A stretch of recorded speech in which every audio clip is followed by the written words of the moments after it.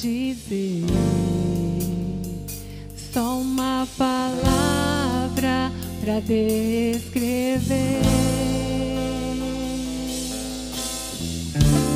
Santo, Santo, Deus poderoso.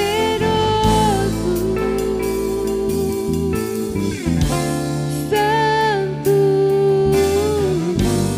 Santo, Deus poderoso. Aleluia. Só Ele é santo.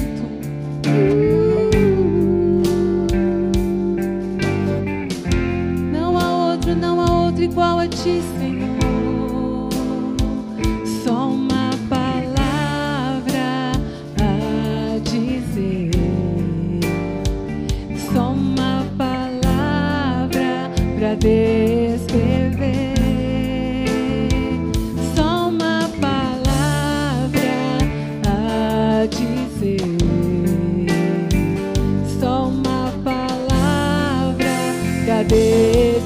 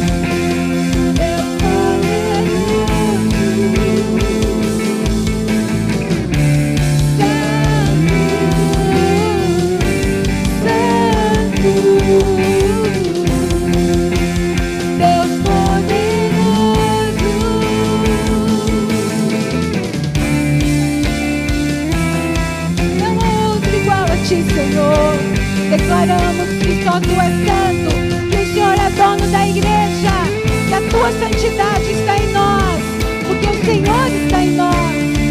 Obrigado, Senhor Jesus. Obrigado por tudo, Senhor Jesus. Aleluia. A igreja. Aleluia. Santo,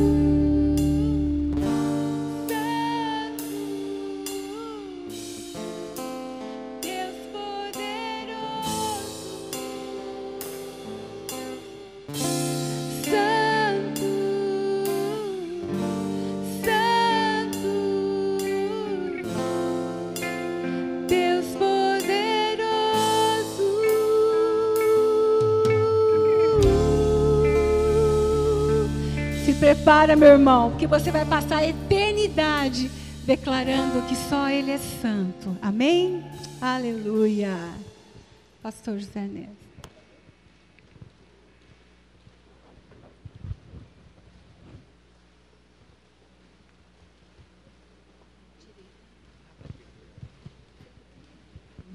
Não precisa. Obrigado. Boa noite, irmãos, a graça e a paz. Eu queria que você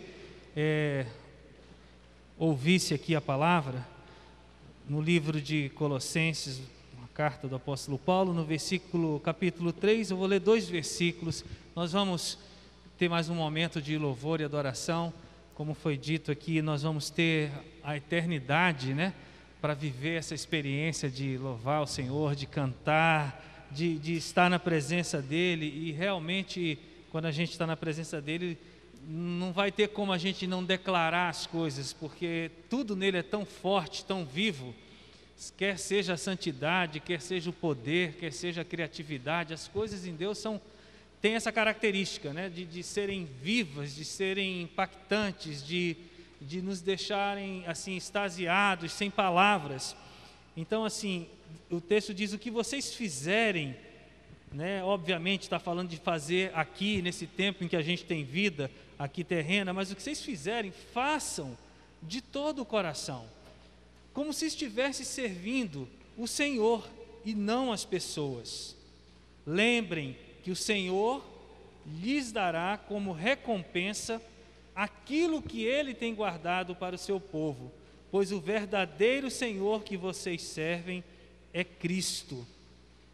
Então, tudo, literalmente tudo, todas as coisas, desde o pensar, desde a nossa consciência, desde as nossas emoções, os nossos desejos, os nossos afazeres domésticos, os nossos afazeres de trabalho, os nossos relacionamentos sociais, quando a gente está bebendo, quando a gente está comendo, quando a gente está num grupo com os irmãos, na célula, quando está numa reunião de oração ou numa reunião de confraternização, quando está num culto público, louvando, cantando, adorando ao Senhor, ou sentado ouvindo a palavra, qualquer coisa a gente tem que estar fazendo para Deus, com a consciência da presença de Deus, de que Ele é esse Deus merecedor de toda a nossa, do melhor da nossa vida, de toda a nossa atenção. Então lembrem que Ele vai dar a recompensa que Ele tem guardado para mim, para você, pois o verdadeiro Senhor a quem você serve é Cristo.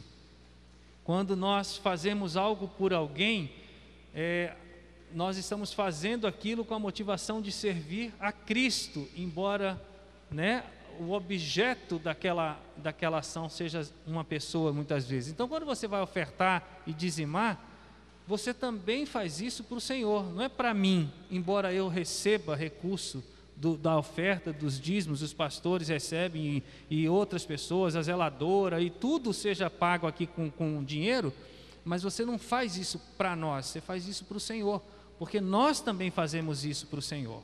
Então essa consciência é algo muito importante, porque é adoração. Adoração é muito além de cantar. Adoração é viver e fazer todas as coisas sabendo que o nosso Senhor é Cristo. Amém? Então a gente vai ter um momento para a gente continuar cantando, louvando ao Senhor. Você que trouxe a sua oferta ou o seu dízimo para entregar nessa noite, o faça com alegria de coração, com gratidão, em nome de Jesus.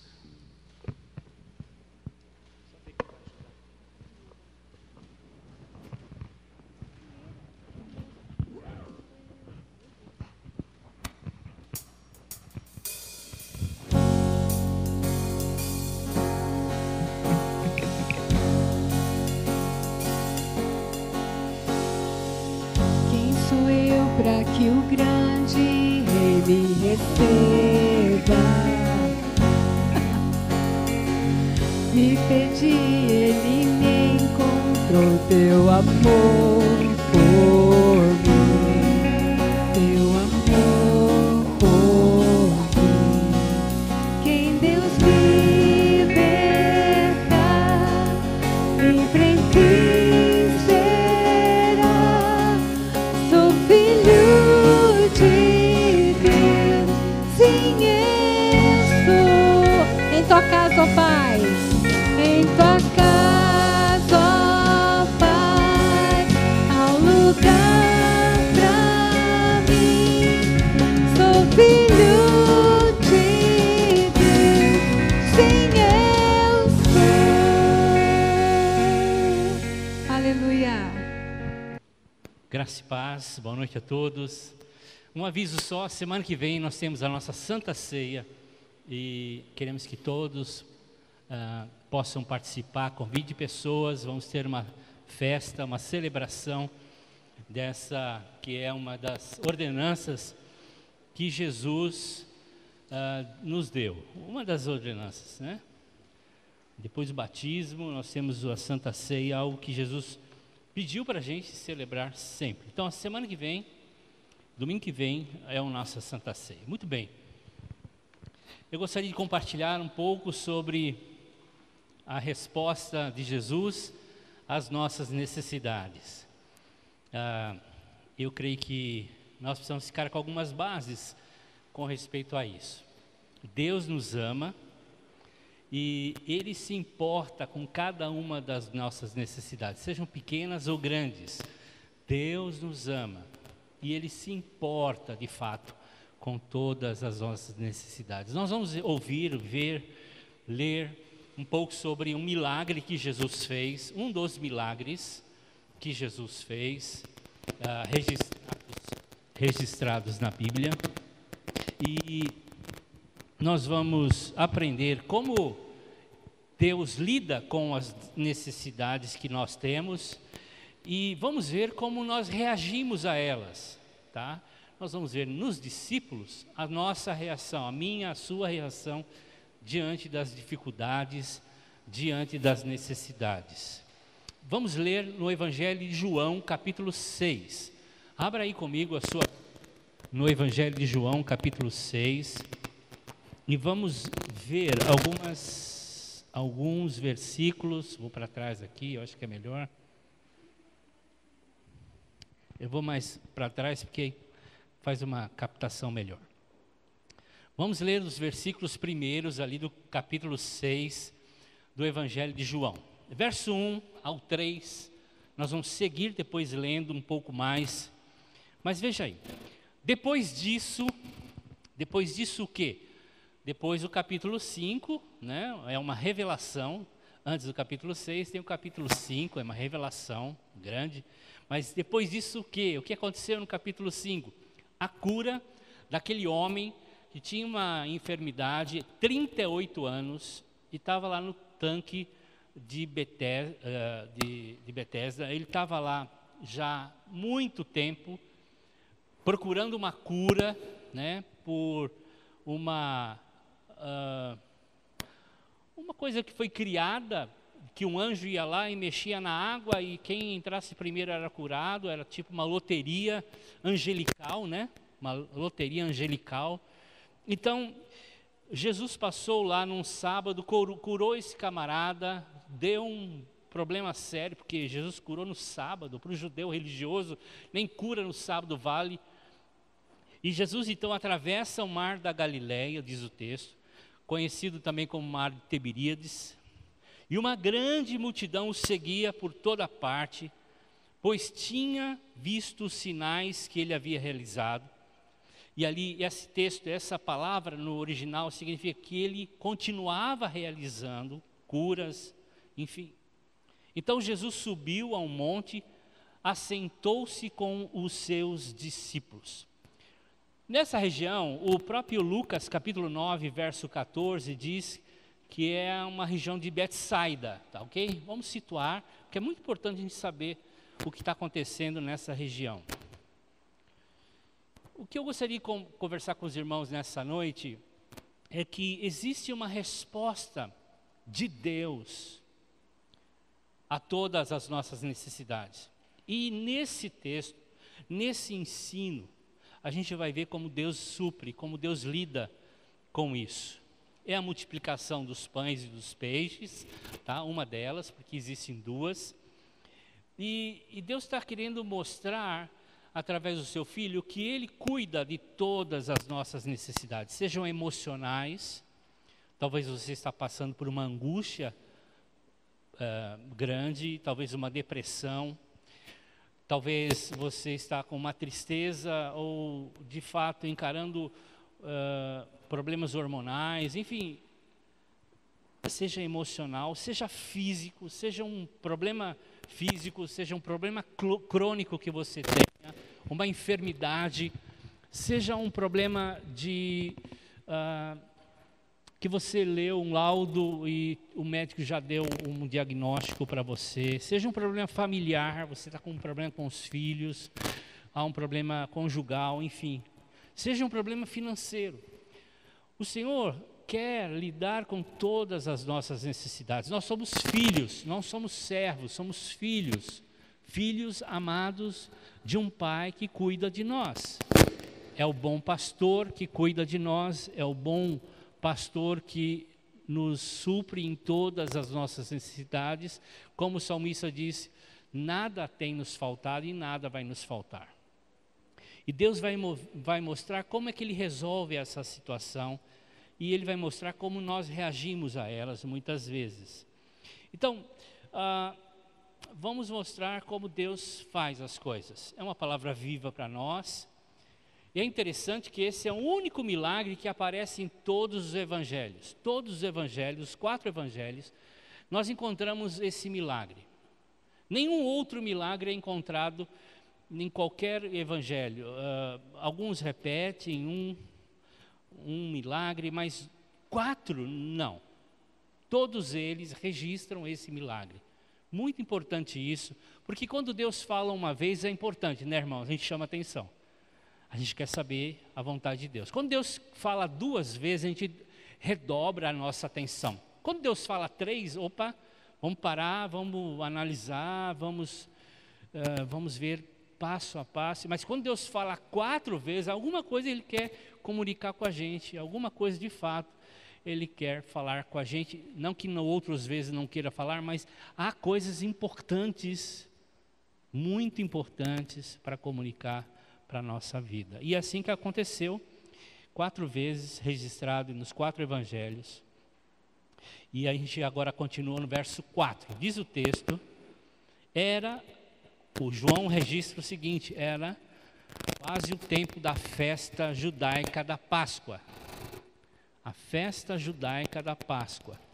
Então, Jesus viu uma grande multidão que vinha ao encontro dele. Olha que interessante.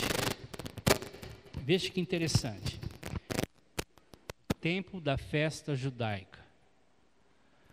Só João fala sobre isso. Aliás, João fala coisas que os outros evangelhos não falam. Embora os outros evangelhos falam de coisas mais minuciosas, João é mais enfático em algumas coisas importantes para nós. Por isso que eu escolhi ler João nesse texto. Ele fala principalmente situando aquele milagre, ele recorda de Jesus como o Cordeiro de Deus. Ele já fala lá no capítulo 1, quando ele inicia o livro, falando de João Batista, que olha para Jesus e diz, esse é o Cordeiro de Deus que tira o pecado do mundo. João é o único evangelista que trata Jesus como Cordeiro de Deus, associa Jesus como o Cordeiro Pascal, aquele que cobre os nossos pecados. Ele tem uma referência forte a respeito da obra consumada de Cristo. E isso é importante. Guarde isso no seu coração. O nosso futuro começou na cruz do Calvário. Lá Cristo nos deu todas as coisas. Lá Ele realizou a obra que nos possibilita e nos sustenta em todas as coisas. É a graça do Senhor. É a obra da graça do Senhor. Lá Ele levou todos os nossos pecados. Lá Ele garantiu uma aliança com o Pai inquebrável, que nos garante as bênçãos que ela nos proporciona. E João diz, era quase a festa da Páscoa. Ele associa o fato daquele milagre com a festa da Páscoa. Ele quer nos comunicar algo. Ele quer falar algo para nosso coração. Ele quer dizer que todas as nossas necessidades podem ser supridas, são supridas através da obra consumada de Jesus. É a celebração do Cordeiro, é a celebração, é a festa para nós celebrarmos a morte de Jesus e o sangue de Jesus e o corpo de Jesus, como nós vamos lembrar na próxima semana, tomando a Santa Ceia juntos.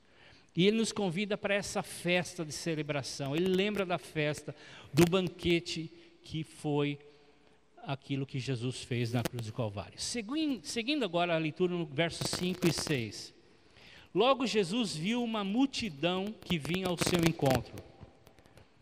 Voltando-se para Filipe, perguntou: onde podemos comprar pão para alimentar toda essa gente?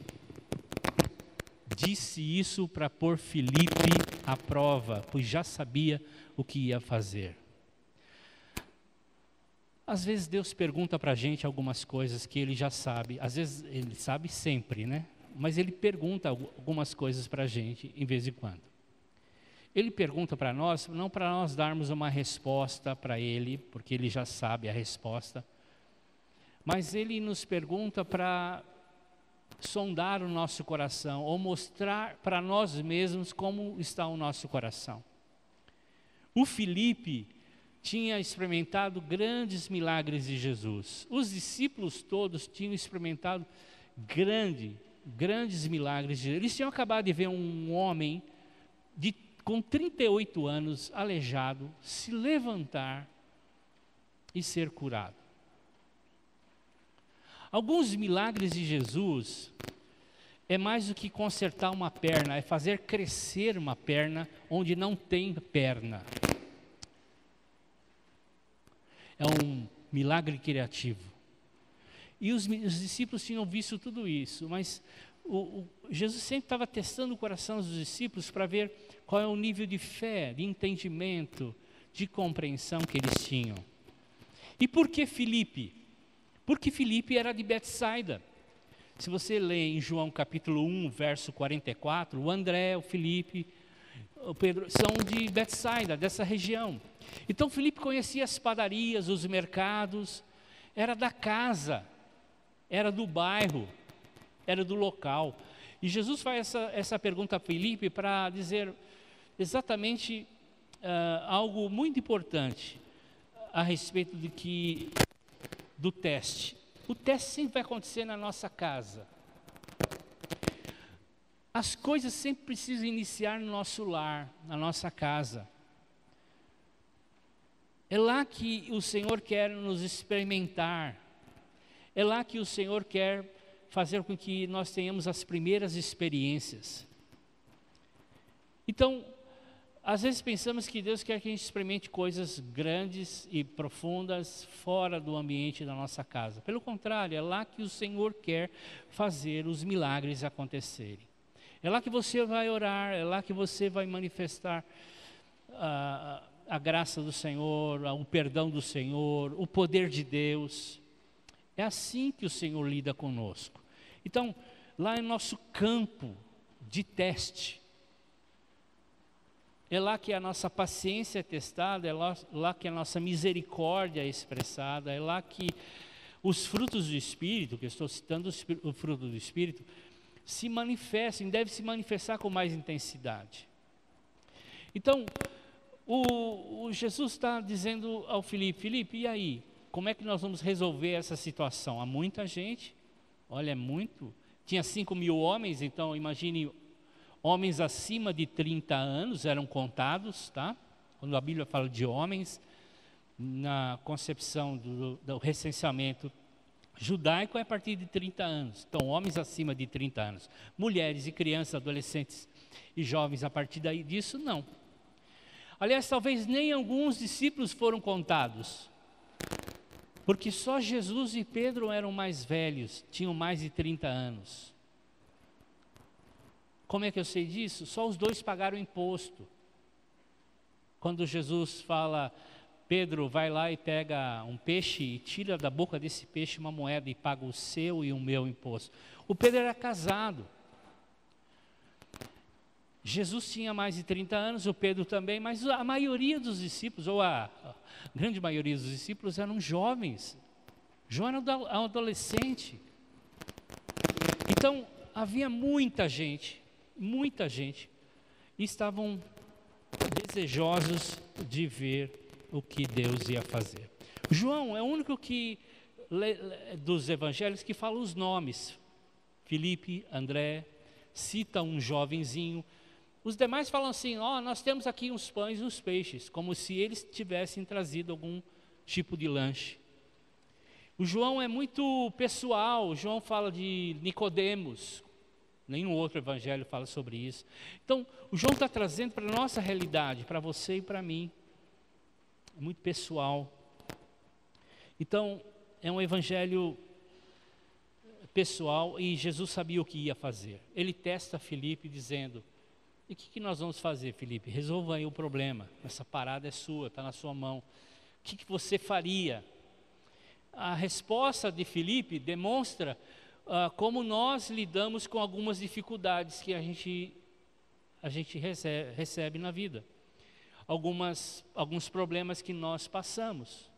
A resposta de Filipe é a minha, em alguns momentos, talvez a sua. Veja lá no verso 7. O Filipe respondeu assim: para cada pessoa puder comer um pouquinho de pão, nós precisaríamos gastar mais de 200 moedas de prata. O Filipe é bom de matemática. Ele sabe o preço do pão da região. Ele faz um cálculo rapidamente. Ele conta por cima quanto que eles precisariam, 200 moedas de prata. Ou seja, seria necessário 200 dias, porque uma moeda de prata era o valor de uma diária de um trabalhador. 200 dias trabalhando para dar um pouquinho de pão. Isso era o que o Filipe calculou. Olha, não temos esse dinheiro, mas se a gente tivesse dinheiro, deveria ser umas 200 moedas. Talvez a gente levante uma oferta aqui, tire talvez esse dinheiro e vai alguém na padaria, e tem que ter muita padaria para comprar pão.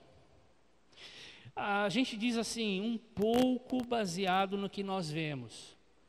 O Filipe olha para a multidão e fala: é muita gente. E a gente fala um pouco baseado no que nós vemos. Nós falamos assim, diante dos problemas: puxa, esse problema é muito grande. Essa conta é muito grande.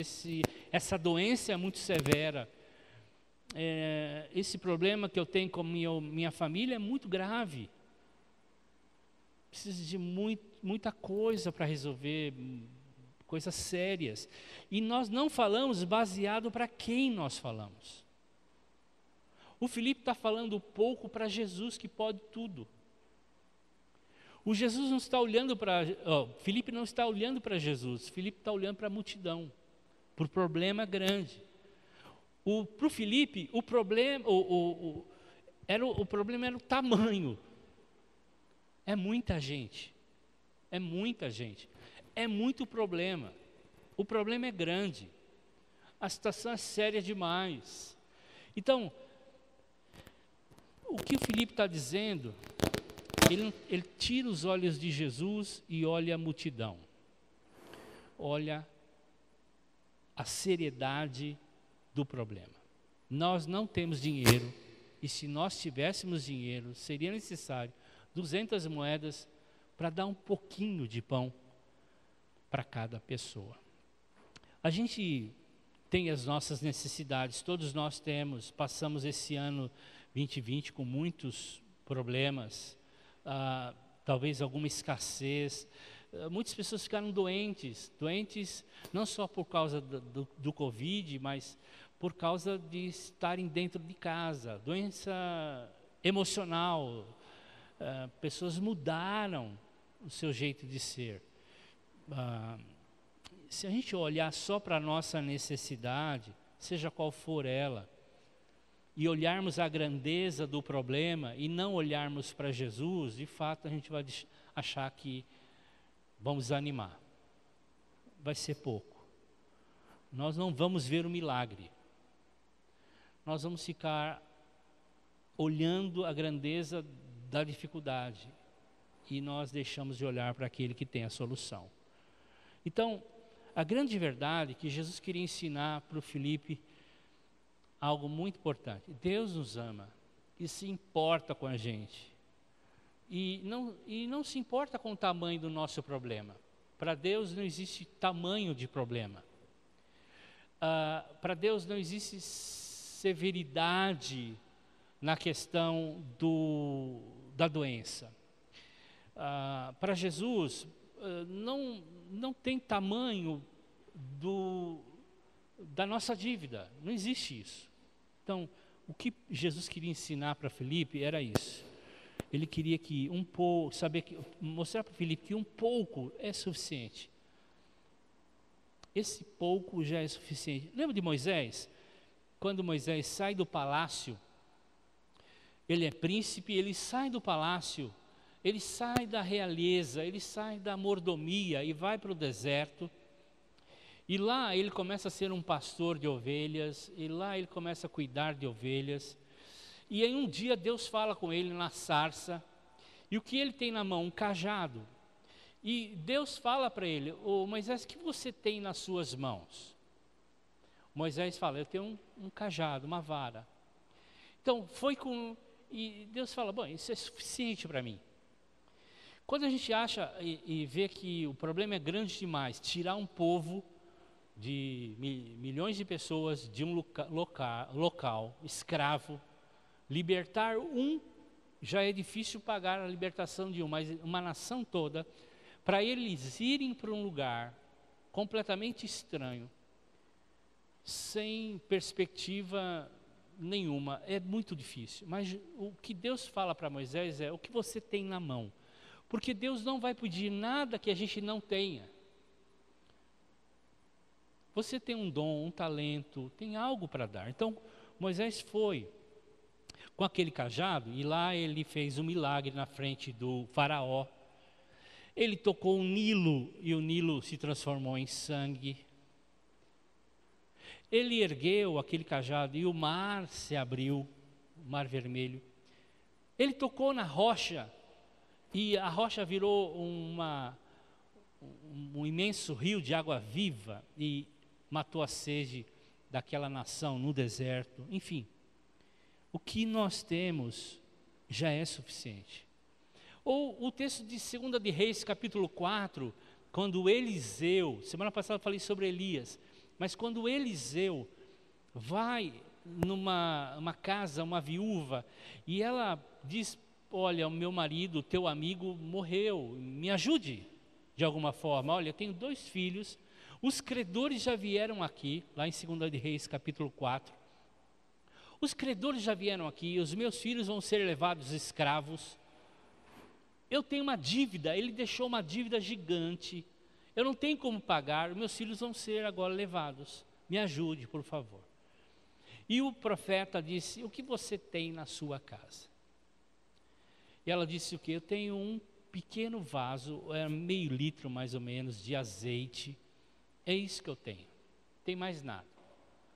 Então o profeta, a partir daquele momento, vai acontecer o milagre, nós vamos falar daqui a pouquinho. Então olhamos para nós e achamos que o que nós temos é pouco. Mas nós temos que olhar não o grande problema e achar que nós temos pouco, nós temos que olhar para Jesus. Como é que ele fez? Como é que ele faz? Se a gente tem um talento, Deus, Ele quer que a gente entregue isso. Ele quer que a gente apresente isso para Ele. Foi o que o menino fez. Apresentou o que ele tinha, um pouco do lanche que a mãe dele, bem esperta, preparou para ele, sabendo que ele tinha fome. Vamos ver André, verso 8 e 9, acompanhem aí. Então um dos discípulos, chamado André, que também era de Betsaida, né? Você vai ler isso no capítulo 1 de João, no verso 44. André, irmão Pedro, disse: está aqui um menino, e aqui a palavra não é simplesmente um menino, é um menininho, tá? É um diminutivo, que tem 5 pães e 2 peixinhos. Mas o que é isso para tanta gente? Ele usa 2 diminutivos, menininho e peixinho. O problema do Filipe era a grandeza do problema. O problema do André é a pequenez da provisão. O Filipe olha a multidão, o André olha o que ele tem na mão. O Filipe olha a grandeza do problema, o André olha a escassez para resolver esse problema. Então, nenhum deles olhou para Jesus. A gente sabe, a gente é ensinado que a gente deve voltar os nossos olhos para Jesus. Mas, de fato, o que acontece é que nós ficamos tão ansiosos, tão preocupados, que nós esquecemos de fato, aguardar Deus agir, Deus fazer algo. Traga a sua situação para Jesus, traga o seu problema para Jesus, leve para Ele. A viúva preocupada com os credores, e o profeta diz, vai na sua vizinhança, os seus filhos, e traga a maior parte de bacias emprestadas, vasilhas que você possa emprestar. E é fácil arrumar vasilha emprestada, vazia principalmente. E eles foram, encheram a casa da quantidade de vasilhas que eles podiam trazer. E foi assim. E o profeta diz, feche a porta e pegue esse azeite, esse meio litro de azeite, e comece a colocar nas vasilhas. E foi colocando, aquilo não parava de jorrar azeite, aquele vidrinho encheu 1, 2, 10, 20, e quantas foram? Até a última, até um momento que um dos meninos deve ter falado, olha, acabou, não tem mais. E aliás falou, não tem mais vasilhas. E naquele momento cessou o azeite de jorrar daquele pequeno vidro. A provisão de Deus sempre vai ser maior do que a nossa necessidade, guarde isso. Parou porque não tinha mais, porque se tivesse mais, enchia mais. A provisão de Deus é assim, é sempre maior do que nós necessitamos. Nós vamos ver que na multiplicação sobrou 12 cestos, sobrou mais do que eles puderam comer, ok? Então, no capítulo 4 de 2 de Reis, verso 7, o profeta diz assim, pegue esse azeite, venda, pague a sua dívida e viva com o resto. Ou seja, quando Deus dá, não é para pagar a nossa dívida só.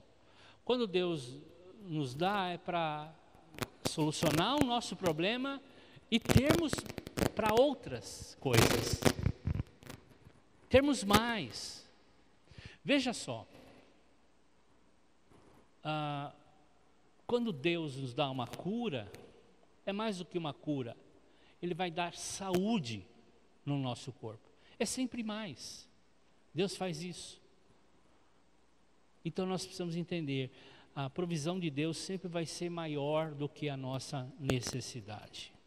Muito bem, não olhe para aquilo que você tem nas suas mãos, olhe para Deus, que vai multiplicar isso e muito mais.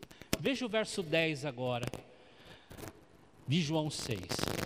Digam a todos que se sentem no chão. Aqui é uma outra chave importante. Então todos se assentaram. Havia muita relva, grama verde, era primavera, é a época da festa da Páscoa. E estavam ali quase 5.000 homens, aí dá um número de quantas pessoas ali. Então, antes do milagre acontecer, Jesus queria que todos se assentassem. E é interessante, a palavra se assentar ali é descansar de fato, é deitar. É descansar de fato, é reclinar. Reclinar. Então, o próprio Marcos relata de como foi isso. Por exemplo, em Marcos 6,40, ele diz assim, todos se sentaram em grupos de 100 e de 50. Múltiplo de 5. 5 nós já aprendemos que é o número da graça de Deus. Da provisão de Deus, da graça, da bênção de Deus. Então, é interessante que essa mesma palavra aparece no hebraico em Êxodo, capítulo 13, verso 18, quando o povo marcha para fora do Egito, e eles marcham de 5 em 5. O texto lá no capítulo 13, verso 18 de Êxodo, a palavra é chamush, que é ordenados. Quando aparece a palavra ordenados, enfileirados, é o número de 5 armados para a guerra. Estão prontos. estão prontos. Então, se assente, desfrute da graça de Deus. É isso que Jesus estava querendo que eles aprendessem. Se assente e desfrute da graça. A festa da Páscoa vai acontecer. O Cordeiro de Deus, que tira o pecado do mundo, vai se oferecer. A aliança vai ser assinada com sangue. E as bênçãos dessa aliança vão ser colhidas pelos filhos. Então, um pouco antes, se assente. Antes do milagre, se assente e descanse. Lá no verso 3, quando Jesus chegou com os discípulos e viu aquela multidão, ele se assentou com os discípulos, no verso 3 do capítulo 6. Então, eles viram a necessidade, mas descansaram. Deus quer nos ensinar algo aqui. Jesus queria ensinar algo para os discípulos. Havia muito. Já pensou quanta gente tinha, e quanta bagunça existia, e quanta gente andando para um lado e para o outro agitado. Gente com fome é pior ainda, né? Gente com fome fica nervoso, e Jesus fala, sentem-se, sentem. Filipenses capítulo 4, versos 6 e 7, fala que a gente não deve ficar ansioso por coisa alguma. Ansiedade, angústia, estresse, preocupação, não combina com oração. O milagre vai acontecer, descanse. Descanse. Aprenda a confiar em Deus. Essa é uma posição de confiança, você sentar, é você descansar em Deus. Não ficar com o coração agitado, lembra de Marta e Maria? Não fique ansioso por coisa alguma. Aliás, porque muitas das nossas orações têm base na ansiedade, não na fé. Escute o que eu estou dizendo. Muitas das nossas orações são baseadas na ansiedade e não na fé. Lembre-se que a chave de uma vida, de uma oração, da vida de oração é fé. Fé. Ansiedade, ninguém ganha nada. Pelo contrário, ansiedade é o esforço, é a obra. É a obra. Não é fé. Descansar é fé. Descanse. Descanse. Lance sobre ele as nossas ansiedades. Lance sobre ele o seu estresse, a sua preocupação. Lance, descanse. Deus ouve a nossa oração. Semana passada eu falei sobre isso. Deus ouve todas as nossas orações em Jesus. Verso 11 diz assim: em seguida, Jesus pegou o pão, os pães, deu graças, repartiu com todos, e ele fez o mesmo com os peixes, e todos comeram à vontade. Veja só que interessante, o Criador de tudo, o Criador da farinha, da semente, o Criador dos peixes, o Criador de toda a abundância, pegou alguns peixinhos e alguns pães e deu graças por isso. Lembra que nós falamos semana passada que o fruto da fé é ações de graça. Não fique ansioso, orando, ore e dê graças. Jesus deu graças, levantou, Lucas vai falar que ele levantou os pães e os peixes, deu graças ao Senhor.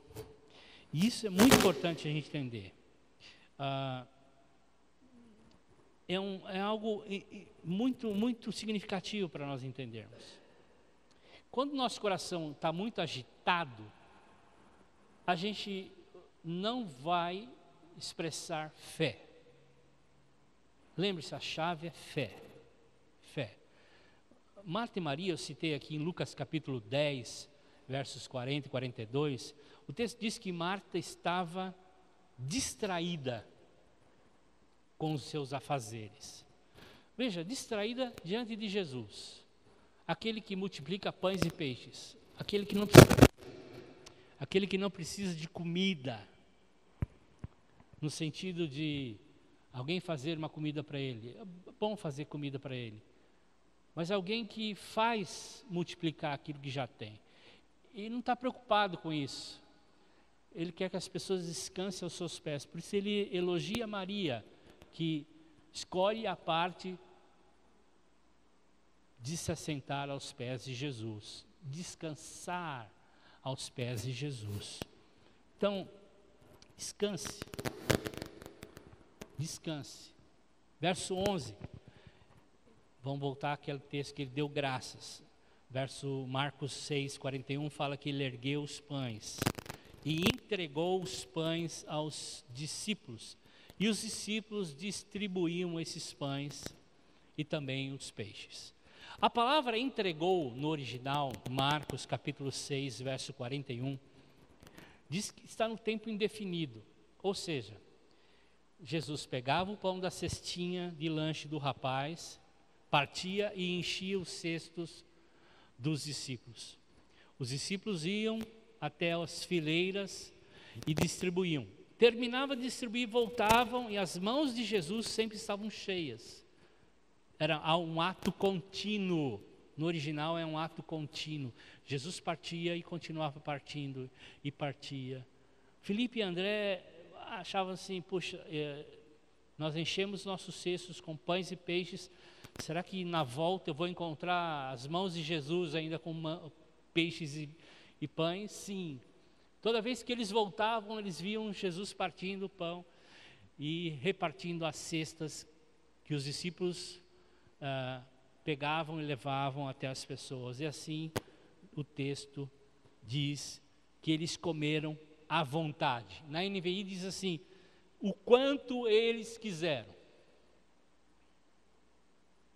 Qual era a vontade de Deus para a vida deles?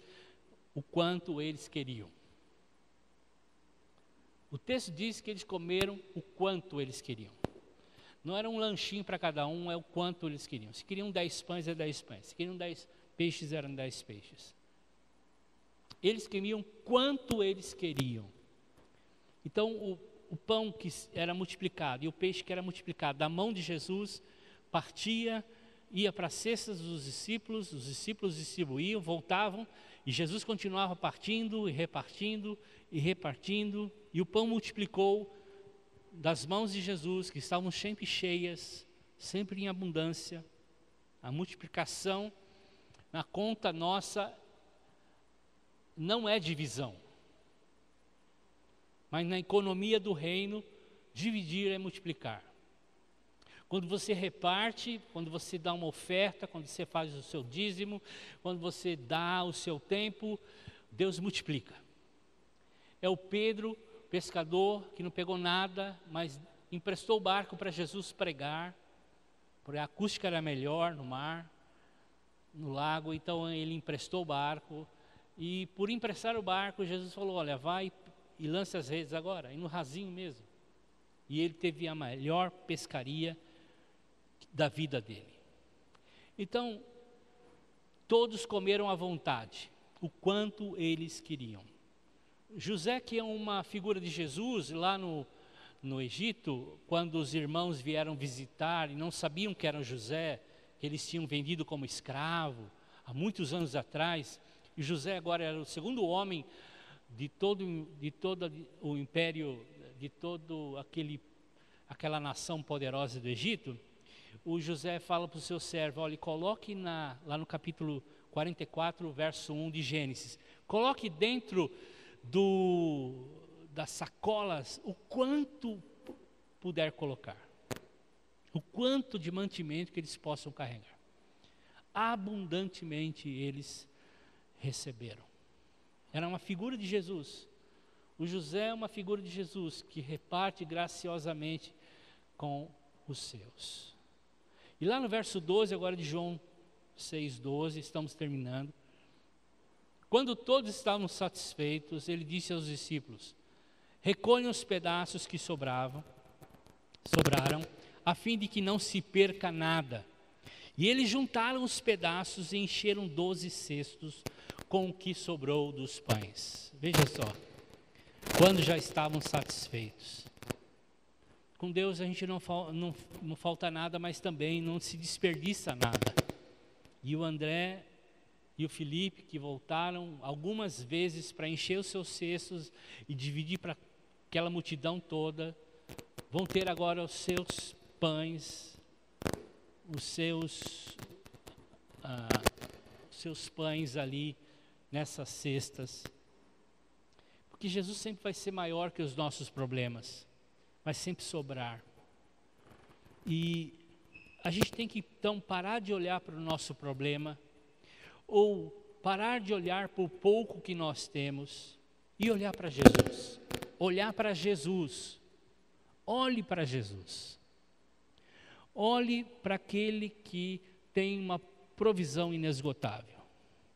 Lembre-se, tudo isso era um símbolo daquilo que iria acontecer. João diz, estava quase na festa da Páscoa.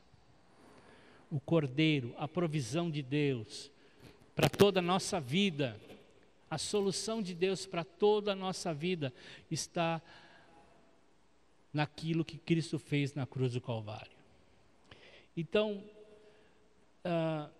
o que João estava querendo ensinar, ou movido pelo Espírito Santo, nos mostrar, é que a suficiência de Jesus, naquilo que Ele realizou na cruz do Calvário, é para mim e para você. E nós precisamos extrair daquela aliança, a nossa porção. Qual é a nossa necessidade? Qual é a nossa necessidade? Essa nossa necessidade não está em qualquer campanha. A nossa necessidade não vai ser suprida através de qualquer esforço. A nossa necessidade, seja ela qual for, vem daquilo que Cristo realizou na cruz do Calvário. E nós precisamos exercitar fé com ações de graças. O Senhor nos ensina isso, o Senhor nos chama a atenção para isso. O Senhor quer nos chacoalhar para a gente parar de olhar a grandeza do nosso problema, ou a escassez dos nossos recursos, e voltarmos os nossos olhos para aquele que já nos garantiu na cruz do Calvário todo o suprimento, tudo o que nós necessitamos, todas as bênçãos, conforme Paulo escreve em Efésios capítulo 1, verso 3, ou 2 de Pedro 1, 3. Ele já nos abençoou com toda a sorte de bênçãos espirituais nas regiões celestiais em Cristo Jesus. Fé.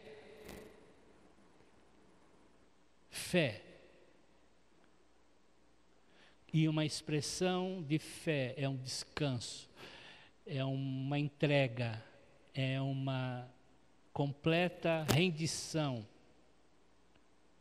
é uma completa submissão, sabendo que Ele supre todas as coisas. Não vamos ser agitados como a multidão, não vamos ser agitados como Marta, não vamos levar nossos pedidos com ansiedade, nós não vamos resolver nada e não vamos receber nada. Com o nosso coração agitado, ansioso, atribulado, sente-se, descanse, dê graças, e o Senhor multiplicará das suas mãos aquilo que você tem trazido para Ele. Amém, queridos? E seja uma semana assim, de muita multiplicação, que o Senhor te leve a experimentar o descanso dEle, o descanso do Senhor, sabendo que Ele está agindo. Os discípulos deviam ter olhado para Ele, o que Jesus vai fazer agora? Vai fazer o que agora? Com essa multidão toda sentada, ninguém está se mexendo para ir em lugar nenhum, nenhuma padaria, nenhum estabelecimento. Como é que a gente vai resolver isso? Jesus simplesmente olha para o céu e dá graças. Jesus sabe o que vai fazer com o seu e o meu problema. Não fique olhando para Ele, não fique olhando para você, olhe para Jesus. Não fique olhando para a grandeza das dificuldades, olhe para Jesus. Não fique olhando para o que você tem em suas mãos, olhe para Jesus. Amém? Amém. Então que Deus os abençoe grandemente e essa semana seja uma semana de multiplicação na sua vida. Que você veja isso, experimente isso, em nome de Jesus. Amém. Vão na paz, queridos.